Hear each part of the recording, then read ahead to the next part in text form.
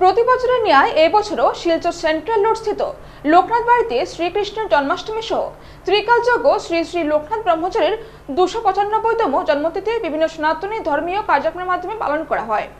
এইবারের পূজার বিশেষ আকর্ষণ হিসেবে ছিল শিশুরূপে নবজাতক লোকনাথ ব্রহ্মচারীর কাল্পনিক মূর্তি পূজা।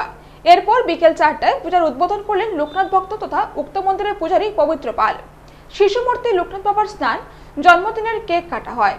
5:30টায় সন্ধ্যা আরতি এবং সন্তান প্রাপ্তিতে ইচ্ছুক উপস্থিত মায়েরা কাল্পনিক শিশু লোকনাথ বাবাকে কুলে নিয়ে সোনার চামচে তারা দুধ খাওয়ানো হয়। তাছাড়া রাত 7টা থেকে 9টা অবধি চলে আশীর্বাদ ও ভক্তদের মধ্যে মহাপ্রসাদ বিতরণ। পূজারী পবিত্র পাল বলেন, আজকের এই সমগ্র বিশ্বের কাছে এক গুরুত্বপূর্ণ দিন।